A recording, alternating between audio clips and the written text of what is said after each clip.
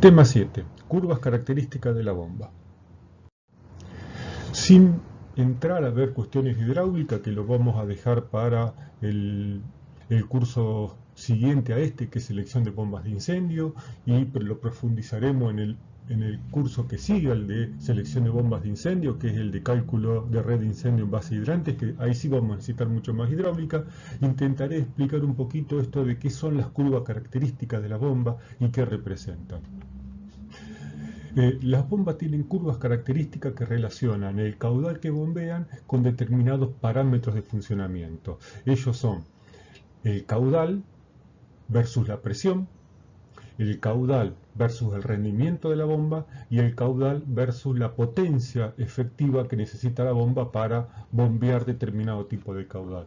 Son las características hidráulicas de la bomba, es decir, cuáles son las prestaciones de la bomba, cómo varía el caudal con la presión, o dicho de otra manera, para bombear determinado caudal que voy a necesitar en la red de incendio, a qué presión tengo que hacerlo. Estas son las curvas características de las bombas. En este gráfico, por lo general, en este tipo de gráfico donde tengo un solo eje X, que en este caso es caudal, que es común al resto de los parámetros, presión, rendimiento y potencia, se superponen todas las curvas. Entonces vamos a ver el eje de caudal, el eje de presión, el eje de rendimiento del lado de afuera y el eje de potencia del lado de adentro. Y tenemos las tres curvas, la curva caudal-presión o denominada curva caudal. Es muy característico en las bombas, en todas las bombas, que la presión disminuya a medida que aumenta el caudal, la curva de rendimiento y la curva de potencia efectiva, es decir, qué potencia necesito darle al motor para poder bombear determinado caudal. Este obviamente es un gráfico didáctico de libro y vamos a pasar ahora a lo que sería las curvas características de una bomba real de catálogo. Son las curvas características de una bomba real, sacada del catálogo de las bombas de, en este caso, una fábrica denominada Ideal. Muy lindos gráficos, por eso los uso. Vamos a ver qué nos encontramos en este gráfico. Por un lado, si nos fijamos acá, vemos que tenemos caudal. Los caudales suelen venir al menos en 2 o 3 unidades. Acá tenemos el eje inferior metros cúbicos hora, el eje superior litros por segundo. Y estas dos curvas representan las curvas de caudal. ¿Por qué dos curvas de caudal? Porque el fabricante nos ofrece al mismo modelo de carcasa la posibilidad de instalarle adentro dos rodetes de diámetros distintos. La presión que genera una bomba está en relación con el diámetro del rodete. Porque recordemos que el rodete, el impulsor, es el que genera energía cinética que después la carcasa transforma en energía de presión. A más diámetro del rodete, a más revoluciones de ese rodete, la energía cinética que le va a entregar al agua va a aumentar. Por eso podemos observar acá que el rodete de 248 milímetros genera menos presión que el rodete de 316 milímetros. Las curvas de aspiración son las curvas de caudal. Las curvas de caudal son las de impulsión. Las curvas de aspiración son las curvas caudal-presión, pero del lado de la aspiración de la bomba. Como ya dijimos anteriormente en el tema anterior, las bombas de incendio trabajan en carga, no en aspiración, así que estas curvas por lo general no las usamos en materias de incendio. Curvas de rendimiento: 45%, 50%, 55%, 60%, 62% de rendimiento, que va cambiando con el caudal. Las curvas de rendimiento no es un tema que nos preocupe, no son bombas que van a estar funcionando permanentemente, van a funcionar muy poquito, así que el rendimiento electromecánico de la bomba lo podemos dejar como un punto secundario. Curvas de potencia: estas curvas se utilizan para calcular la potencia necesaria que va a necesitar el motor eléctrico o el motor explosión para poder mover determinado caudal. De este lado tenemos la potencia en kilowatt y de este otro lado, del lado derecho, en caballos vapor. Y la altura, la presión de las bombas está dado en metros. ¿El metros de qué? En metros de columna de agua. que hablar de metros de columna de agua o presión en bar o en kilogramos fuerza por metro cuadrado, es exactamente lo mismo. Así que vamos a encontrar casi todas las curvas de catálogo de casi todas las bombas, la presión en metros de altura de columna de agua.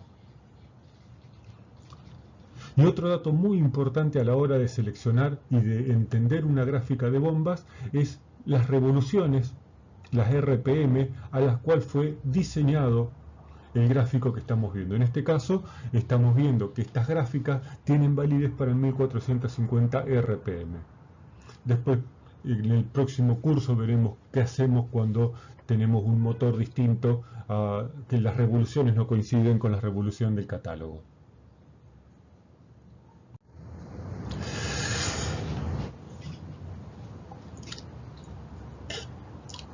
Estos tres pequeños gráficos nos muestran las características del rodete respecto a la curva caudal-presión. Como les voy a adelantar ahora, tenemos dos tipos de curva caudal-presión, de desarrollo plano y de desarrollo pendiente. Ya lo vamos a ver, pero vamos a ver cómo influye el rodete en estas curvas, en la planitud de la curva. Esto ya lo dije en el tema anterior. El ojo es el que determina el caudal que bombea la bomba, porque es por donde ingresa el agua. A mayor diámetro del ojo, mayor caudal. Esto es muy importante a la hora de, cuando hacemos mantenimiento a la bomba, chequear que el ojo del rodete nuevo, si le vamos a cambiar rodete por ejemplo, coincida con el que sea el mismo diámetro del rodete que estamos sacando por rotura, por falla o porque ya no puede ser usado más en la bomba. A mayor cantidad de álabes, la curva de la bomba es más plana. Y vamos a ver que en incendio preferimos curvas planas a curvas pendientes. Si el espesor del rodete, la distancia entre la cara posterior y la cara anterior del rodete es más ancha, significa que la curva es más plana. Mientras la distancia entre ambas caras del rodete sea menor, la curva es más pendiente. Todo esto son pequeños tips que nos sirven a la hora de chequear si el rodete nuevo que le estamos colocando a la bomba o que le está colocando a la bomba el área de mantenimiento de la empresa cumple al menos los mismos parámetros del original.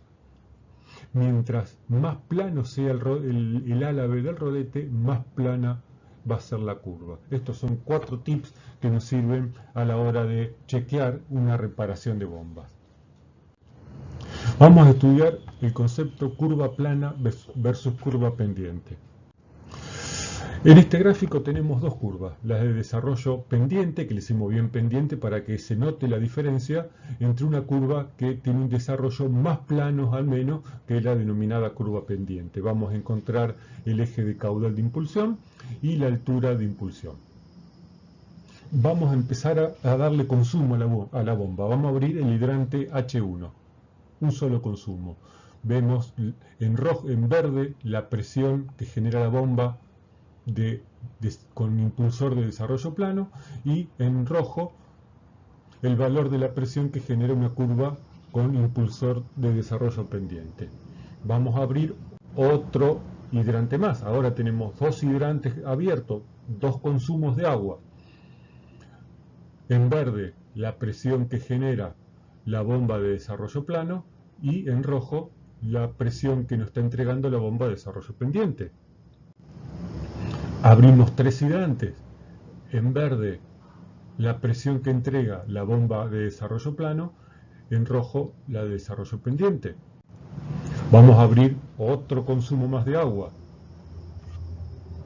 Como vemos, la curva de desarrollo plano mantiene la presión a medida que aumenta el consumo, mientras que la de desarrollo pendiente, a medida que aumenta el consumo, la presión disminuye. Y el valor presión en una red de incendio es un parámetro muy importante porque los equipos de protección contra incendio necesitan no solo caudal, sino también presión. La variación de presión a medida que aumenta el consumo de la bomba disminuye muy poco con una curva con impulsor de desarrollo plano, mientras que una bomba con impulsor de desarrollo pendiente, la variación de la presión es muy grande a medida que aumenta el caudal. Ahora bien, ¿cómo sabemos que la curva que estoy viendo en la gráfica es una curva plana? ¿O qué tan plana tiene que ser la curva? Bien, vamos a pasar ahora a hacer la verificación de la planitud de la curva. Vamos a ver si una de estas dos curvas, que tiene la misma planitud, son planas o son pendientes. A simple vista parecería que fuesen curvas de desarrollo pendiente, porque no son planitas, pero no se trata de una cuestión gráfica, se trata de una cuestión de valores, de relación de caudal y relación de presión, cómo cambian estos dos a medida que cambia el caudal. Primero tenemos que establecer el punto nominal de la bomba. En este caso el caudal nominal son 200 metros cúbicos hora y la presión nominal en este caso serán 130, 132, 133 metros de columna de agua. Este es el punto nominal. A partir de acá vamos a seleccionar dos puntos nuevos. La presión máxima de la bomba la va a entregar siempre a caudal cero. 140, 139, 140 metros de columna de agua es la presión máxima que entrega la bomba. Y la va a entregar siempre a caudal cero. Cuando no hay consumo y la bomba está andando, va a ser la máxima presión que va a entregar. Y la mínima presión se establece para un caudal de 150% del valor nominal. En este caso, si teníamos un caudal nominal de 200 metros cúbicos hora, el caudal del 150% será 300 metros cúbicos hora. 122 metros de columna de agua aproximadamente es la presión mínima de esta bomba. ¿Cómo sé si esta curva es plana? En general las normas y NFPA, el que trata muy bien este tema, dice que la presión máxima de la bomba, o sea, la presión que entrega la bomba a caudal cero, no puede ser mayor del 120% de la presión nominal. Si la presión nominal está en 132, 133 metros de columna de agua, el 120% será 148 metros de columna de agua. La presión máxima que entrega esta bomba es 140, por lo tanto está debajo del 120% de la presión nominal. Hasta ahora cumple con el parámetro de presión máxima. Y el otro punto de chequeo es el que dice que la presión mínima que tiene que entregar la bomba debe ser el 65% de la presión nominal. Si la presión nominal son 132, 133 metros de columna de agua, el 65% es 85 metros de columna de agua. Y la presión mínima que entrega la bomba es de 122 metros de columna de agua. Mientras el rango de planitud varía entre 148 y 85 metros de columna de agua, el rango de presión de esta bomba es de 140 a 122 metros de columna de agua. Por lo tanto, podemos afirmar que esta curva de esta bomba que nos entrega el catálogo es una curva plana. ¿Cómo calculamos la potencia absorbida por la bomba? Podemos hacerlo mediante estas dos fórmulas. Los dos nos dan la potencia en kilowatt. O directamente lo podemos hacer por las curvas de potencia de la bomba. En los dos casos el error que se comete es muy poquito, muy bajo, como para tenerlo en cuenta.